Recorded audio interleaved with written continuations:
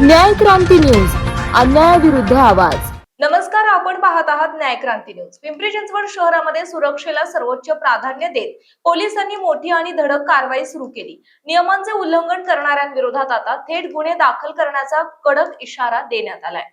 April 2026 मध्ये राबवण्यात आलेल्या विशेष मोहिमेदरम्यान भाडेकरूंची माहिती पोलिसांपासून लपवून ठेवणाऱ्या तब्बल 38 घर मालकांवर गुन्हे दाखल करण्यात आले आहेत। या कारवाईमुळे संपूर्ण शहरात खळबळ उडाली असून पोलिसांचा हा कडक पवित्रा यापुढेही कायम राहणार असल्याचे संकेत मिळत आहेत। पोलीस उपायुक्त प्रदीप जाधव यांनी स्पष्ट शब्दात घर मालकांना आणि नागरिकांना इशारा दिला की प्रत्येक भाडेकरूचे पोलीस व्हेरिफिकेशन करणे बंधनकारक आहे। नियमांचे पालन न केल्यास यापुढेही कठोर कारवाई केली जाईल।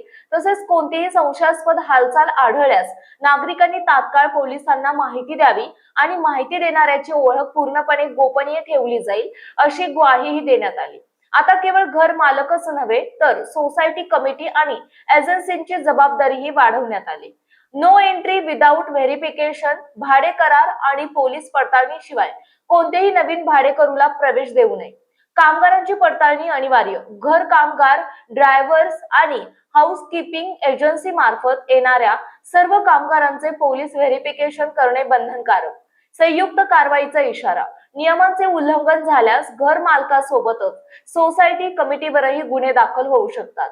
घराच्या सुरक्षेशी कोणतीही तडजोड परवडणारी नाही। जर सोसायटी आणि घर मालक निष्काळजीपणा करत असतील तर ते थेट नागरिकांच्या सुरक्षेशी खेळण्यासारखे आहे। त्यामुळे प्रशासनाच्या या मोहिमेला सर्वांनी सहकार्य करणे गरजेचे आहे। सुरक्षित शहर, जबाबदार नागरिक हीच आजची गरज आहे। संपादक प्रशांत काटे, न्याय क्रांती न्यूज, पिंपरी चिंचवड। आपल्या परिसरातील बातम्या पाहण्यासाठी चॅनलला सबस्क्राईब करा, व्हिडिओला लाईक करा आणि बेल आयकॉन दाबायला विसरू नका।